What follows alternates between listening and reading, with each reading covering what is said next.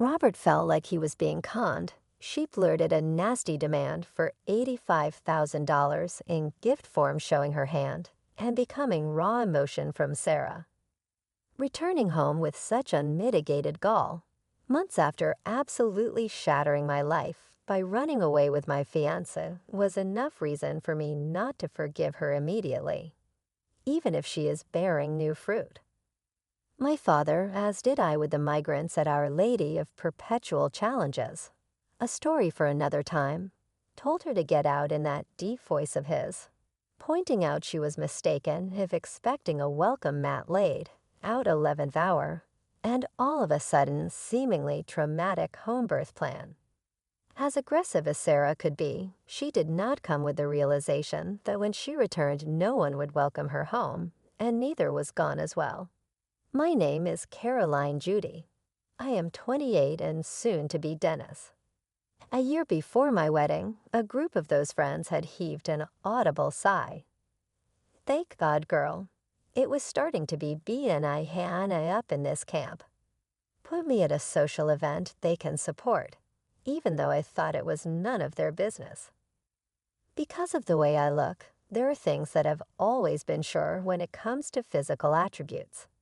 I had room for doubt in me since childhood that anyone could ever find me attractive. At that meeting, I met Dennis, fateful. The king of red cups, Dennis walked right up to little old me. Even his simple greetings had my heart racing. He appreciated the accompanying elbow grease and made my bookish, less exuberant history seem worthwhile. I was calm, whereas Dennis is high maintenance. Guess what was so shocking about that? He became my first official boyfriend. Life became enjoyable and fun, with simple things now, including shared joy in movies and dinners, etc. 1 year later, he proposed, and we started to plan our wedding. The relationship flourished, even with his friendly demeanor and dashing good looks that I had felt were entirely too beyond me. When I introduced Dennis to my parents, my mother squealed in delight, not at the sight of her only son having apparently found happiness with a nice young man. Rather, she asked, once Deanne was out of earshot, why on earth could he ever fancy someone so ugly? It was embarrassing how surprised she had been that I could get a guy as handsome as Dennis to like me. To which she retorted, quite naturally now you can even jocular type. But it perturbed my father and simply told her to never say things like that. One of those being that my mother once insulted me about my appearance, her home remedies and suggestions on which parts she thought needed fixing through plastic surgery zapped on the confidence I have in myself. Sarah, my older sister, who is beautiful besides, has been the family's admiration, and any small compliment that was ever paid to me paled in comparison. Throughout the marriage introduction, I was praying for true support from my family.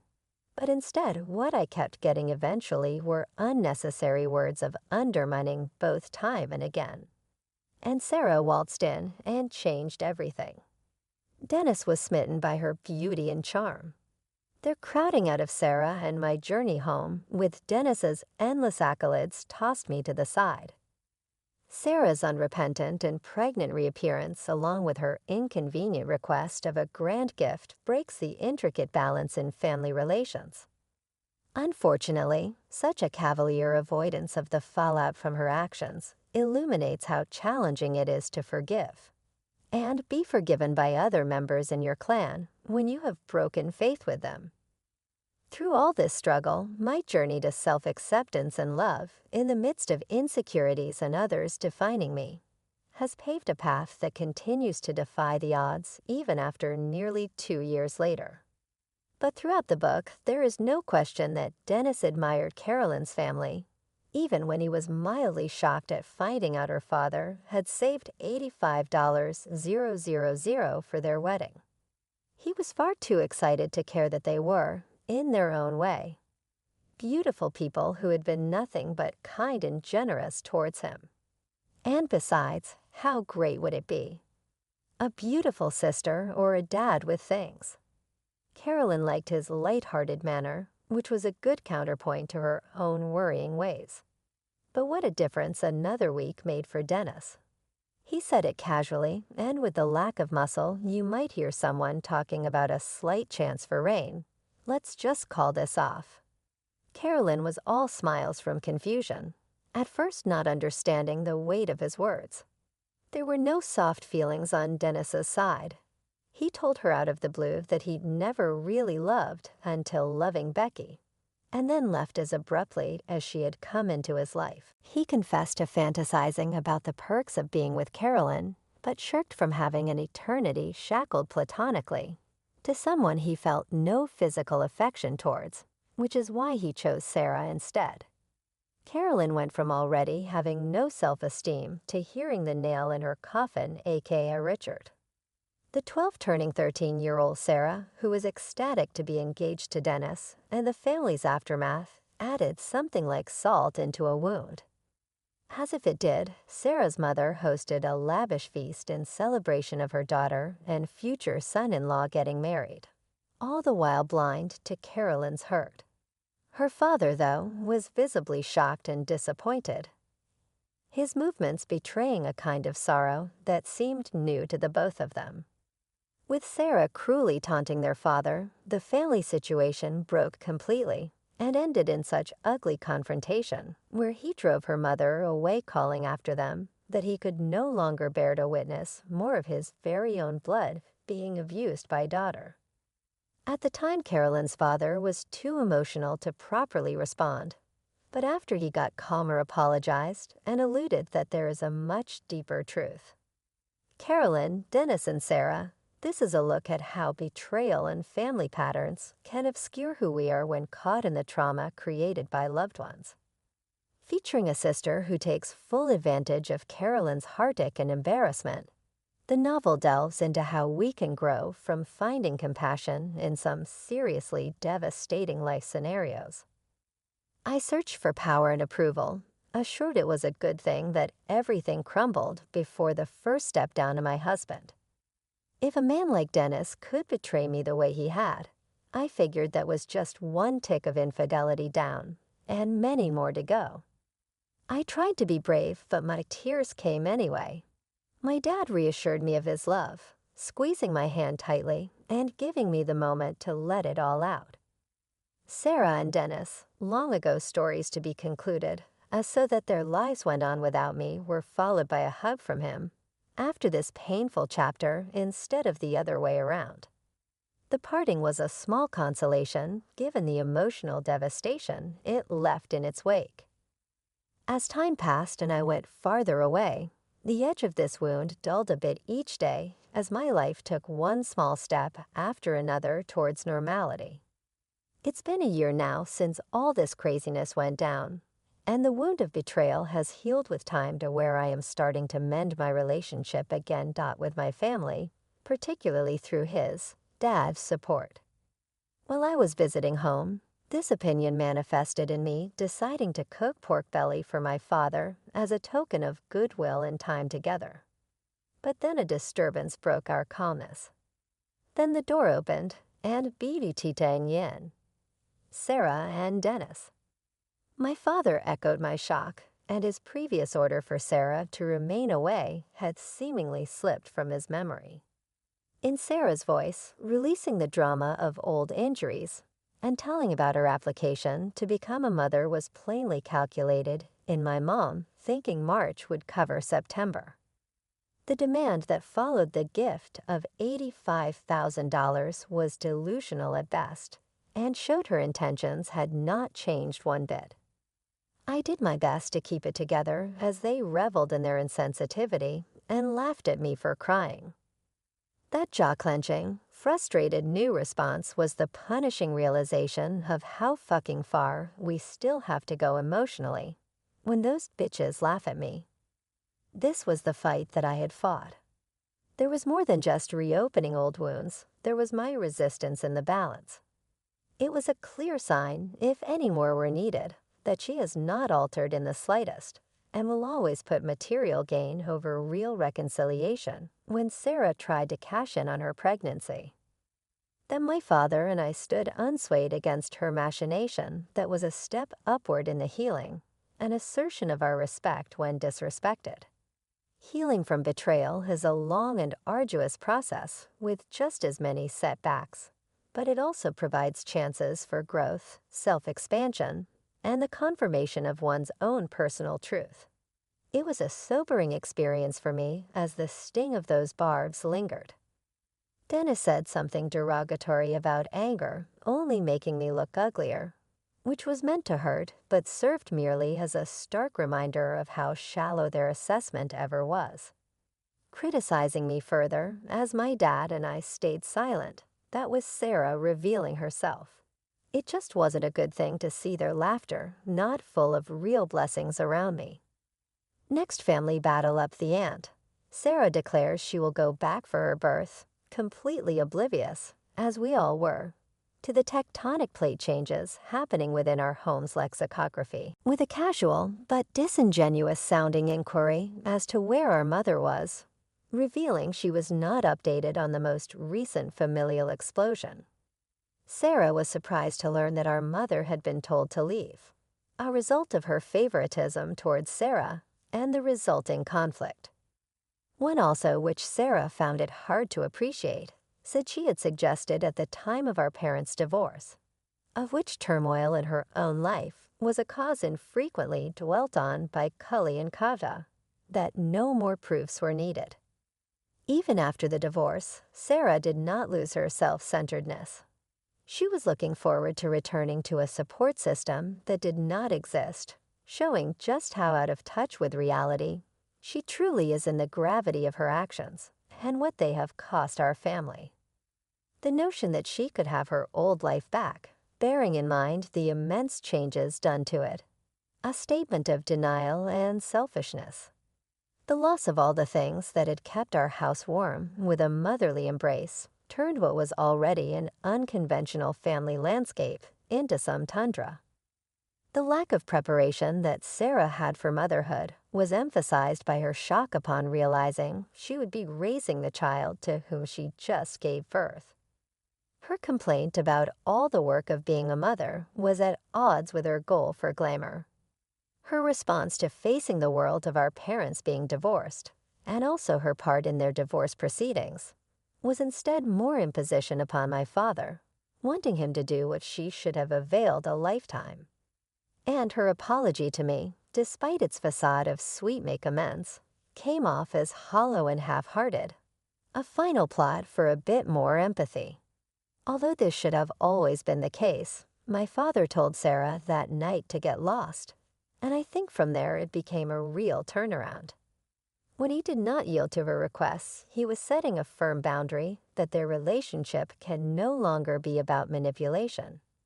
When he declared Sarah would no longer be spoken of as his daughter, that hurt because finally it was something concrete for which she had to account, if only in her own mind.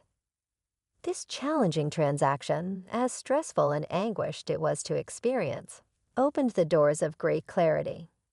It sent the message that respect and responsibility, as well cause and effect, are not topics to be trifled with. They burrow deep into one another's selfishness and hang on presence forever in a family. Before we could learn to progress moving forward from the shadows of our past, healing and understanding would be a long, arduous path. With a mix of horror and understanding, I saw just how distant we had become. You have no right to my care. We're not family. Strangers, my dad said, slicing open the air with his words. Sarah, in shock and feeling betrayed by how thin familial relationships can be when she then finds out a fact of our family unit that has just devastated her perception. We were not related by blood. Dad told me that Sarah had been born from our mom in another marriage of hers, before they got married, and I was obviously expecting. This realization also explained the special treatment our mom gave Sarah, maybe to save her from leaving us.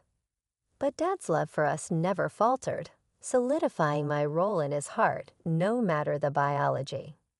Sarah was staggered and in shock for the first time ever, now knowing she had no biological link with her dad. The girl had always grown up believing they were related by blood, and all of it was now thrown out the window. She reacted in shock and said that she was actually relieved, in an even more twisted manner of speech, painting the father as having such bad genes to which dodging a bullet only made sense. Her plan of trying to capitalize on the situation monetarily and telling us she needs that $85,000 we would have spent for my wedding left me just saying, "I'm sorry pushing you around when your baby is not like pushing a box." Realizing he viewed her as a stranger, Dad stood steadfast in his resolve not to provide any financial support and told Mary she would need ask her mom for help. Dad was unmoved by Dennis's interjection, calling on the father to come help his son. The act was an emphatic rejection not only of Sarah, but also the duties rented by a dead marriage. Sarah's final words were emboldened with bitterness and hatred, painting Dad as the villain she had always envisioned him as. But Dad's explanation revealed a deeper manipulation. Learning that conflicts with the bio father she wanted to disappear as soon as he was replaced by our dad had led Mom into sabotaging her legal adoption of Sarah, placing a financial. Before getting closure on old issues adds a layer of complexity to whatever predicated familial dishonesty. While we were ascertaining these unpleasant truths, it allowed us to observe the complex network of relationships and intentions that had characterized our family. It drove home the notion that familial ties constructed on openness and genuine affection have greater resilience to life's blows, whereas those built on dishonesty and self-interest ultimately corrode, a series of hurt feelings left in their wake. After our parents got remarried, Mom opted to keep her maiden name. The only reason I can figure is it might have been another way for her, and the marriage itself would not be known by Sarah or anyone else on earth. So Dad said that with a tone of disgust, which sort of means either he feels very strongly about it, or there is something more than what we see on the surface. The child support money was wasted on Mom's excessive spending and did not benefit Sarah. This only served to widen the gap between Dad and Sarah. It just proved why he also thought she had no right to expect any financial support from him following their divorce. Her demands were like extortion. To Sarah, our father being not supportive was a cold shock, and she noticed the disappointment of her confidence. Dad was cold, she tried to convey with the help of a few responses from me about it. However, we were always reminded that my mother is really heartless. The unexpected arrival at Sarah's parents for her birthing cross-examined my theory. The awareness that she could not trust in reaching out to Mother, and it was very obvious. Accompanied by a simile, my mom would be here when I get home with open arms, only helped me to see how wrongly entitled one is regarding enduring support before gasping over possible abandonment. The truth of the unfolding situation shattered Sarah's belief in our mom loving her no matter what. Her running off to elope with Dennis caused the family schism, which ultimately defined a crack deeper and broader than our parents' divorce or Mom's departure, along with much-needed money meant for Sarah. This fact of deception was made even worse by the knowledge that Sarah had been lied to twice. First about the divorce, and then regarding what happened to all of Mom's money. Confronted with the brutal reality, Sarah became frustrated and desperate for her share of our savings, a plea that I harshly delivered against. You have to ask Mom. I felt Sarah's pain as she battled to try and take it all in, her fear mounting up more when it came down to turning to Dennis for help only he was being Dutchy about everything. Dennis' limp lack of comfort or useful response to Sarah only underscored his own mercenary approach and the fundamental failure on which her long-standing dependency was based. The cry she let out when abandoned in agony became a message of hopelessness, unrecognizable against the stirrings from before for money to help her family and make peace with them. For Sarah, the altercation ended with her leaving, but for us, it was far from over. Then, like a dagger in the heart grabber, Sarah offered to wipe us from her memory. A thing indicating profile removed a crazy act showing how torn apart she was and illustrating just how estranged we had become. As shocking as it seemed, this threat was apparently the cumulative effect of all these revelations and the emotional fallout from years of misunderstandings and manipulations within our family. One night, I was woken by a mass phone call to see that they had finally cut my daughter from the mangled wreckage hours later. Groggy, I replied without totally realizing what was going on, and suddenly there I was watching a live stream. When I saw flames brushing the mouth of our family home, my heart momentarily stopped. The potted plants ablaze, the fire, small at first, looked as though it might consume everything if fueled by a gust of wind.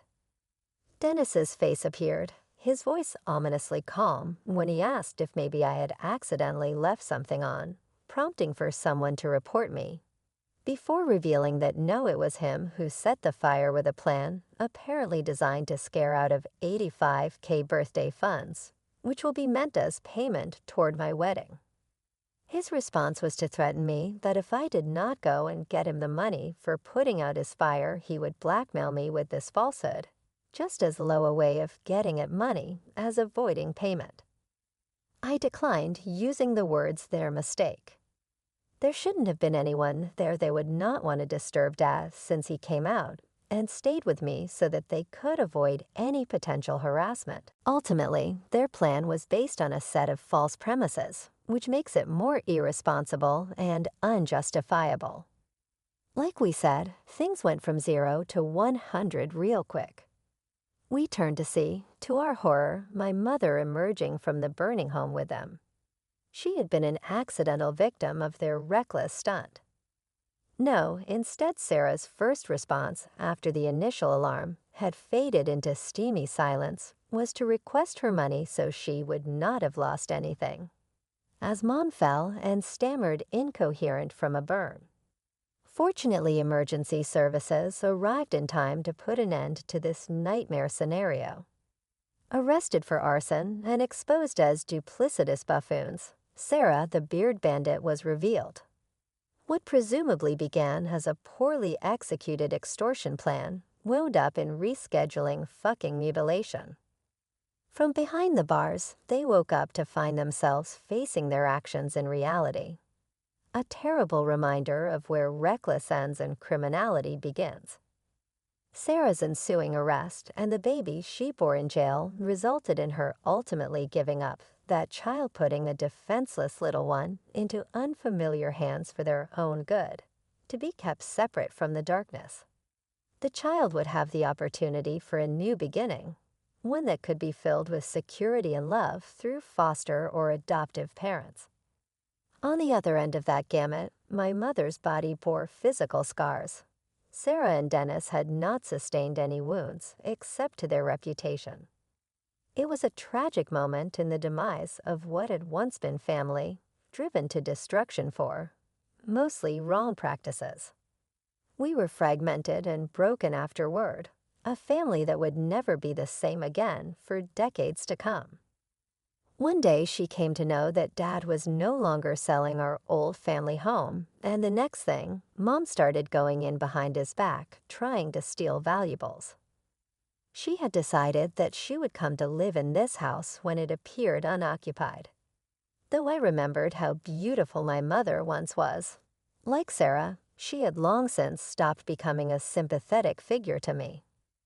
This was a woman who had betrayed both Sarah and me past the point of my being able to mourn for her, and now she again behaved in an entitled manner when, while illegally trespassing, broke up with herself onto our territory, asking that my father assume all responsibility over whatever injuries ensued.